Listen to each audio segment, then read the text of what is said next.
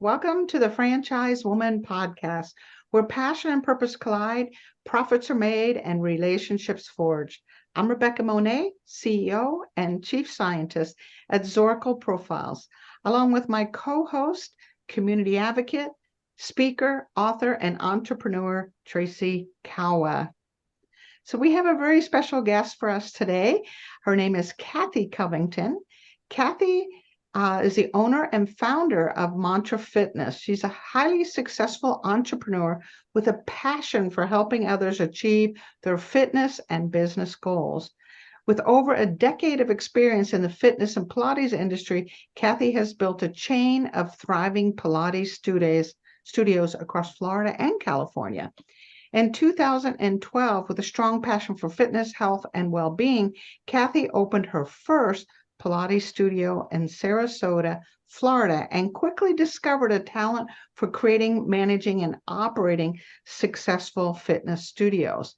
Florida residents were thrilled with the innovative and new approach to Pilates, which combines the holistic principle of Pilates along with cardio, strength training, balance, and flexibility, which I'm sure we're going to hear a lot about. Kathy, thanks for joining us today. Thank you. Thank you for having me. Excited to be here. Yeah, welcome, Kathy. So you're new, relatively speaking, to franchise, right? Just a baby in franchise. But we want to hear a little bit about your earlier years. Tell us about growing up. So growing up to me, I grew up in Central Florida, well, most of my life, born in West Palm Beach. My father is or was an engineer, ran an engineering firm, and my mom was a stay-at-home mom. Was raised in a very traditional household. My mom is from, like I said, Central America. She's from Honduras. So I had, a mother that was Latin, from another country. She was an immigrant. And then my father, who was brought up in the United States, but is of German and Norwegian descent. So I kind of have, gotten a mix of the two cultures in my house growing up, but very, middle class, hardworking family. My father, I never saw anything but hard work from him. He was, up early and worked late every day. My mom, very traditional, took care of the family, and those were the roles that we kind of had in our household. But I guess hopefully that answers that part of the question. But I can go into more No, actually I do want more, because this whole idea of two cultures underneath your roof really does develop a different kind of mindset in a child. So your dad was an engineer. Tell me about how the two different cultures affected you, developed you, made you who you are today. So I guess going back to, childhood and how I grew up, my dad, coming from that engineering mind and the way he brought up myself and my two brothers, it was a lot about science, a lot about math, and thinking in mathematical ways, or, understanding the world and understanding science so that I could actually process things mentally in a different way. So that was probably, it's been a big influence in how my mind works and my passion for creating processes for the business. I find it, exciting and engaging, and I enjoy it. I enjoy watching how things work, and figuring them out, putting them, it's like putting a piece of a puzzle, you're putting a puzzle together, right? Like all the little pieces. And then with my mom being from Central America, having that part of, having that as a big part of my life as well. I was sent away every summer to Honduras. I would go for 3 months at a time. And I went for the first time when I was 7. And I went alone with my brother, and it was my first time out of the country and on a plane. And Wow. I didn't, yeah, I didn't know the language at all. My mom didn't speak to us at home because she was now in America, and that was really important to her to be able to speak English and be American. So I think she didn't feel comfortable or didn't feel a need to teach us Spanish. So when we went to Honduras, when I went for the first time, I went not knowing anything, like completely naive of the culture, completely unable to communicate. And so I was put into a setting where I had to like really just, I had to learn. I was forced to learn. There was no choice. And so I started out in this little town in Honduras when I was 7 years old, learning how to speak Spanish, and I did it. And it took me two summers, and I picked it up. But learning the culture and seeing, you know, what we have in the U.S. and then going to a third world country where they have nothing, and it's, you know, extreme poverty. You know, we had one Peace Corps worker in our whole town. I was very out of place in the sense that I'm blonde hair, blue eyed, and I was amongst people that looked completely different than me, didn't understand me. I didn't understand them, but it forced a way for me to learn how to communicate. And I think that has really shaped me in being able to communicate with people in all aspects of my life now. So that played a huge part, is challenging and difficult as that was as a child, and the separation, and it created a lot of independence, and the ability to adapt to change, which has helped me a lot in the business, and always constantly being able to change my processes or change my thinking or being open to others, and that whole aspect of diversity in, you know, within the studio, within our clients, and then, you know, hopefully within the franchising as well. So yeah, so that's kind of it. That's I don't want to get ahead of myself, but that's basically my childhood. So I grew up every summer going to Central America, got better and better at Spanish, you know, just, you know, got to the point where I actually enjoyed going. Once I got through probably the age of 12, I was okay with, you know, going, and I spoke the language, I had made friends, and, you know, I felt at that point that I fit in, even though I didn't look the part, I felt it, right? So that was a big thing for me. So kind of the background of my father being the engineering mind, very practical, very German, and then my mom, who was, you know, culturally very diverse, and then me being immersed in a culture where I was the person that stood out, and I had to make myself somehow fit in. So Wow. yeah. Wow, like I can't even imagine, you know, a young child who's so used to the way the culture is here in the US, all of a sudden having this completely immersive experience. But the truth of the matter is, they say that kids are adaptable, right? They say that kids, you know, they're sponges, they're adaptable.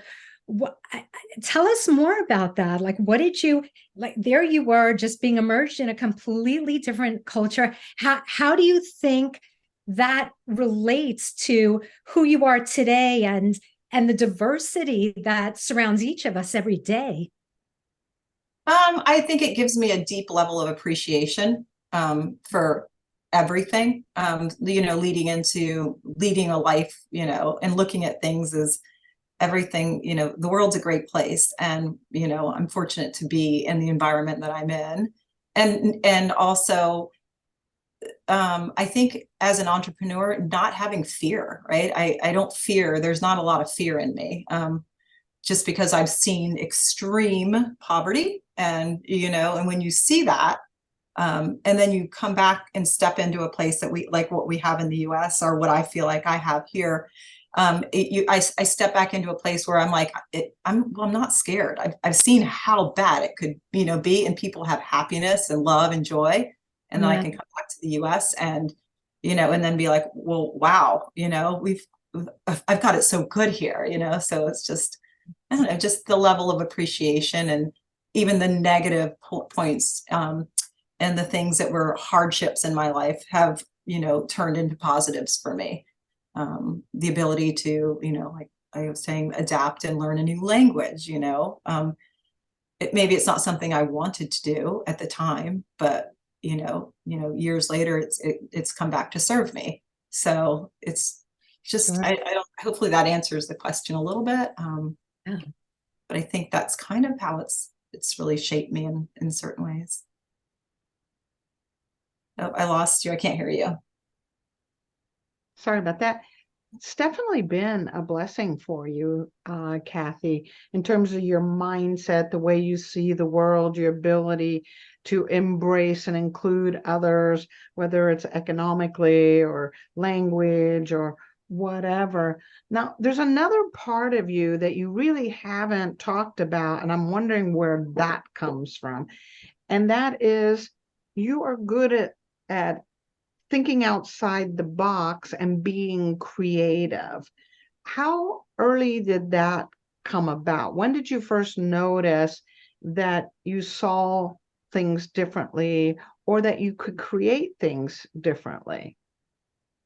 That's a good question. They probably came, gosh, probably sometime aligned with when I started traveling when I was younger. I remember, I do remember being in second grade and being in the, in the gifted program, and my teachers saw it. Like they would, Kathy is doing, a project, and whether it was like something on science or Tutankhamun or, the ancient pyramids, I was like, my thoughts were always kind of out of the, yeah, I'd say out of the box, just a little, I was viewed as like very, very creative. And it's just, I don't know if that coincided. It probably did with the traveling, just kind of like Yeah. maybe that side of my thinking. Well, So, but even with mantra, you didn't just do a Pilates concept, you integrated some other modalities into this. This is an unusual way to do that. Tell us about that process. Why integrate cardio and some other strength training and all of those things into Pilates? so for me, kind of getting it with mantra, and what happened is I was living in Southern California, and I started working out of, as my son was a stay-at-home mom for a short period of my life, and I would drop my son off at school, and I started, going to this new Pilates studio that was around the corner from my son. And it just, I would go in and I would work out, and there was at the time the founder, the guy who started this method. Um, he was just coming out in LA. And so I was kind of fascinated with it. And I went in and I just started working out and doing Pilates and doing this method. And it was around the early beginnings of Orange Theory, when Orange Theory was coming out and Pure Barre had just launched. And I was watching the concept in California, and I was like, wow, this is really neat. Like the workout is like amazing, and they have this great process and structure that people would come in and work out and then leave. And it was so different than what I had seen. And I guess I noticed that difference, and like, this is something special, that it's a workout it's unique to anything I had ever done. I mentioned to you before, like a little bit of my background I had a degree in finance, and then I went back to school later and got my MBA, and then really focused on entrepreneurship. That just was always the passion of mine. Like when you mentioned growing up, I always had little businesses growing up, whether it was stickies for the pen or a skating rink, or, I was always making money as a child. So yeah, so that kind of, when I saw the combination of a workout, which I'm a workout, I love to work out, I love to be active.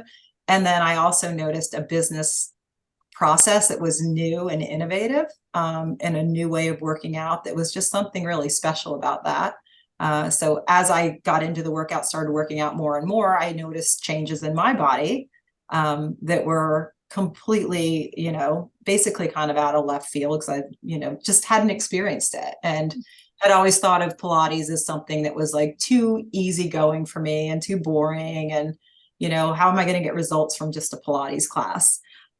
It's just so, it's lengthening, it's strengthening, but it's just, to me, it was just boring. And when I found this concept, when I started working out, I was like, wow, there's a lot more going on here. I'm working out, I'm doing Pilates, but I'm also getting this energetic, like music, this, this movement, this high energy workout, high energy, but low impact workout that was working my body in a different way, that ended up creating a lot of wonderful results for me. So that's kind of like, seeing the business side of it and how that was working. And then also seeing, the changes in myself personally, and those two combined, I I became sold on the concept, and it started from there in terms of the workout itself and believing in the service and believing in the product and finding a niche market that I could share with others. So yeah. That is really cool. You seem to really enjoy a good challenge. And it just from hearing you talk, it seems that while like maybe the average person's challenge is here, you enjoy these type of challenges, right? The ones that are like super challenges. Like, can you talk to that a little bit? Like, what are the types of problems that you really enjoy solving? For me, it's just figuring out a way it's processes and how to make a process more streamlined, how to make it more time, to be more efficient with my time. So efficiency, streamlined processes, and then how do I do that and how do I create it? So kind of building the creativity of my mind and thinking outside the box, and then creating these processes that make it easy for others to follow. Do you see it like a movie in your mind? Like, how do people envision things different ways. Is there a certain way that do you see it visually? Do you hear it? Do you see it like building blocks when you're working on it? I'm just curious the way your mind works, because it's so unique. You have the creative and then you have this very mathematical. So I'm just kind of curious where that meets and what it looks like. I think that's a good question. I think in my head, I probably looks more like a flow chart. Like I'm always like trying to figure out where things flow, and where to put them, and where does everything branch out? Look, if you're doing a family tree, right? Like how does it all branch into one another and then flow back to the first or the second? And that's kind of, so it's like, it is like a puzzle in a way, like where does this piece fit in? So there's that mathematical thinking, and then there's also, I have a big feeling part too, like a big, very in tune with others and how they're feeling, and kind of like integrating those into my little processes and models in my head. So like an empath, is that what you're saying? A little bit. I don't think I'm overly empathetic, probably, I don't know, but just kind of being conscious. And I don't know if that's just a female thing of, being able to kind of feel and in addition to think, logically. Yeah. So. I'm curious, as you're describing yourself and how perfectly who you are aligns with Mantra Fitness, and it being a process, a system, a structure, a mathematical equation, a flow chart, all of those things, but at the same time creative because it brings in these other modalities. You had great results with it. Can you tell us a story of someone who came in X situation and having gone through this process, the results that they might have noticed or how their life may have changed? You know what, I think back because there was quite a few stories, especially coming into the studio and, especially in the beginning when I used to teach, and starting out when I started my first location. So I've seen a lot of changes in people's lives. There's a lot of gratitude that happens, which is wonderful. And people are thankful because you have changed their life, which happens. A story that that's probably one of the biggest ones that, I could cry telling it, but I have a client who started in my first location. I've got two really good ones, but the one I'm going to tell you about, because they're currently still clients of ours, started in 2000, and let's say they came to us in 2013 was when I just started. And she came in and she didn't come back. And she left us, she called and left a message and was just saying, I think she actually had wanted her money back because she was just not happy. It wasn't what she thought it was. The music was too loud. The workout was too much. And I was kind of like, oh my gosh, let me put on my thinking cap, because now I'm in, this training world of customer service. And so I reached out and I called her and I said, I'm sorry you feel that way. And she just, and I said, can I, instead of, giving you your money back, can I just offer you another class? Let me explain to you the concept of what we're trying to do here and why the music is loud and what we're actually doing, like explaining to her why the workout is what it is. And so she was agreeable and said she'd come back in. So she did.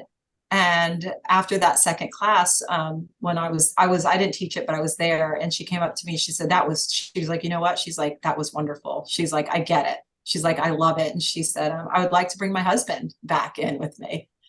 So I was like, great, like bring him in. So she ends up bringing her husband in, and he was probably, he's, quite a bit, older than her, but just very adoring and very loving. And they just together end up loving the workout. He was, I would say, gone through some real major health issues. He's now currently still a client in our Lakewood Ranch location, as is she. They've been doing it, for, 11 years now, 10 years, 11 years together. He's 88 and, probably one of our oldest clients, has, having a harder time now with mobility, but it's changed his life. And to see someone, at that age, be able to come in as a couple and do something together, and then all of a sudden see all these changes and be so grateful and hear him say, this workout has changed my life. And the same with her. Like, she looks dynamite. She looks amazing. I mean, he's still active, like I said, coming in, even to the point now, if he can't work out, he'll just come in and basically sit with her and watch her and do what he can. And then they leave together. So I think that's probably one of my favorites, just because it was a client that was so negative, didn't understand, calling her back, implementing that customer service part of it. That's hard to do. It's hard to take rejection, but then you face it, and not afraid to pick up the phone and call someone and say, wait, let me try to make this better. So that was the big learning experience in customer service, and being able to turn that around. So there's success in that. Like, you can take a really bad thing and make it good. And then also really, in the end of the day, years later, being so impactful that you're able to change their life. And then you hear it, and you get it's a testimonial, to all the hard work that goes into it. And also, but just a big learning experience too. I'm not afraid to take, I'm not afraid of negative feedback. It only makes me stronger. And that's my mindset in the business too. Like, if something's wrong, I'd rather them tell me, because I can't work on it, or I can't make it better. I can't imagine this flow chart, and it can't flow correctly if I don't know what's, where the bottleneck is. So yeah, it was a big learning experience, but very rewarding. Yeah. And that's probably what kept him as mobile as he was at 88, was the fact that he had been coming in. But I want to hear why the music's so loud. Is it supposed to be an immersive experience, the way your mom sent you to Honduras and there was that immersive experience? Like, what's the theory behind it, the logic? It's, that's exactly right. It's the experience, really offering clients a different and unique experience, right? So that you feel that it's something that you can't walk into, your neighborhood gym or your neighborhood other Pilates studio. That when you come in, it's a very unique looking and unique in the sense that our equipment looks a little bit different. It's, it's larger than a reformer. It has a front end and a back end. The music is played it's more vibey, like more West Coast, laid back, but also energized. And there's a lot of youthfulness in it, so that you're feeling, as you're working out, this youthful, playful type of environment and experience around you. And that's kind of what I wanted for the business, and what, I continue it continues to evolve. But so the music plays into that, right? The idea that you're coming into something and you're experiencing something that's not common, and it's fun, and you're energized, and it's safe, right? You're in a safe place. And that's probably a, I don't know, probably a big part of the background of, making the experience just. You know what this reminds me of, Kathy, is these new communities for elders, where they have art and music and home decorating as if it was a number of years back.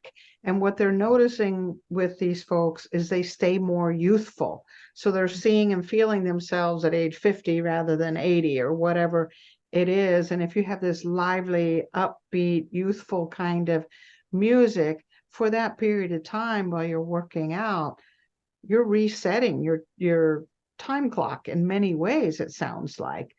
Never mind, it's fun, right? Which is always nice to have fun when you're working out. Yeah, yeah, exactly. And so, our clientele, the clientele that we see in our studios, it ranges anywhere in age from 14 to like 88, like I was telling you about, this particular client. So we get a real, range of ages, all over the map. So it kind of, for an older client, it can be, to some it may be overwhelming, but to the ones that come in, they seem to really enjoy it. And I agree, it probably keeps them very youthful. If you another story, if you want that, I can give you another story. Yeah, we want to hear another story. Great.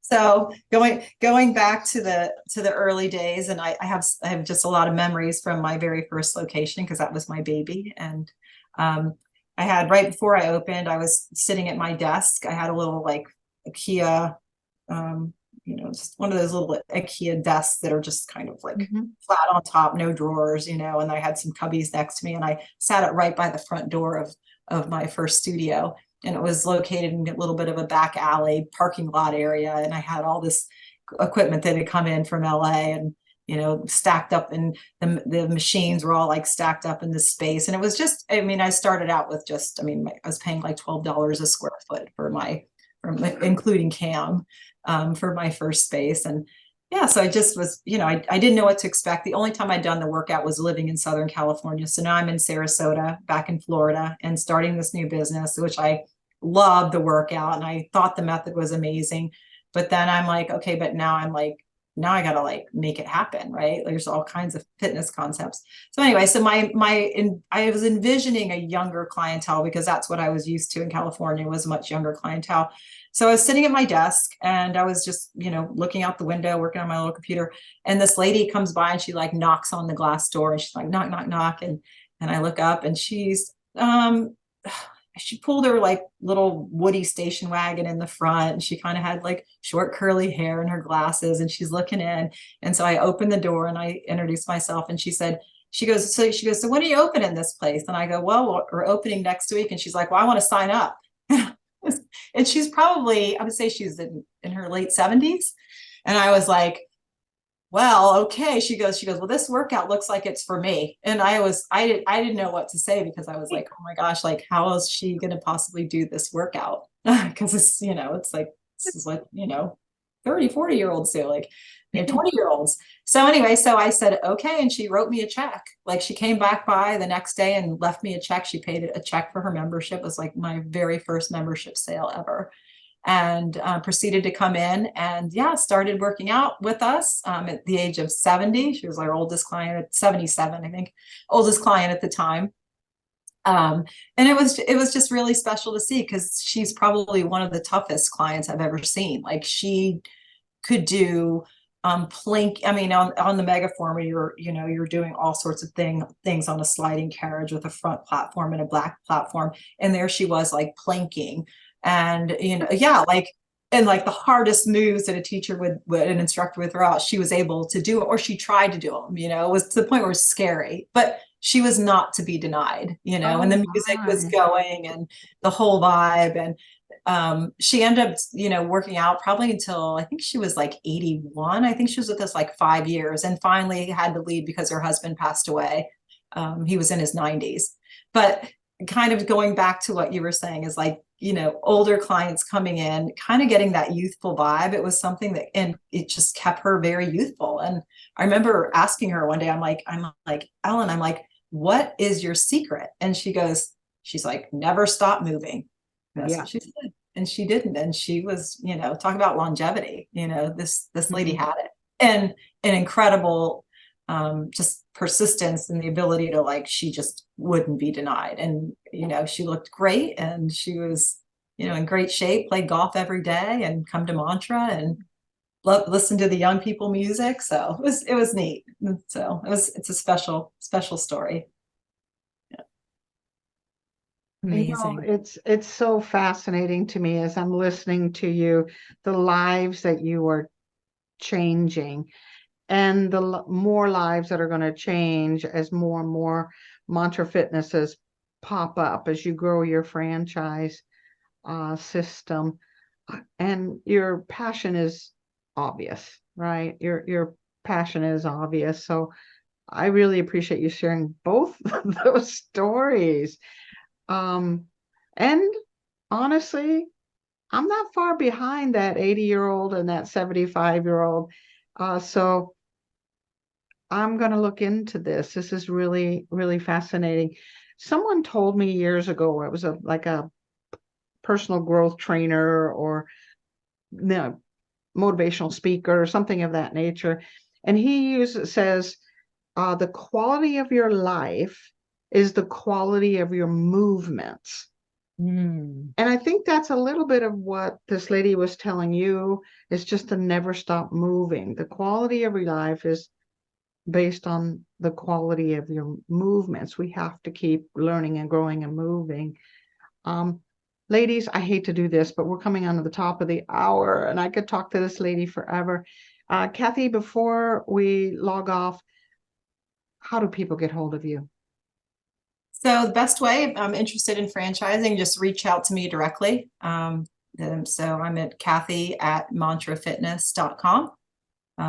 Feel free to, email me and any questions or whatever, we can, I'm happy to set up a time to chat and talk more about the business and the business model and processes that we use, and really dive into the business side of it versus just kind of the conceptual side that's led to having mantra. Exactly. The framework, the diagram, the mathematical side. We want to take a look at that. Tracy. Yeah, of course. You want to know the numbers. So Tracy, over to you for your wrap up.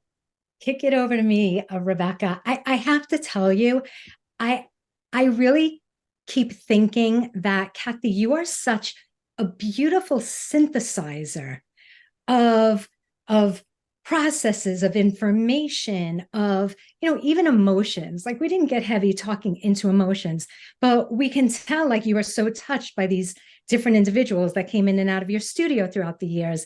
But what struck me is your ability to synthesize not only your own brain and the way you think and the way you do business, but also the way you create externally. So it's both like an internal process and an external process.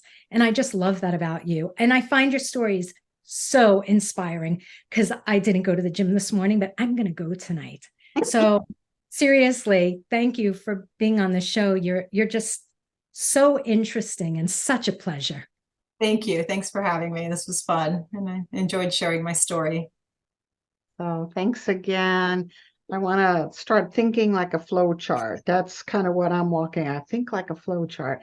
A flow chart with feelings. Yeah. A flow chart with feelings. Yes. It's amazing to think of it that way, because it really is kind of like that. Yeah. Right. It's amazing. So thanks again, Kathy. And thank you to those of you listening in to the Franchise Woman podcast, where passion and purpose collide, profits are made, and relationships forged. Share this interview, especially with emerging franchisors that could use this kind of inspiration. Like and comment. And of course, we'll see you next week on another episode.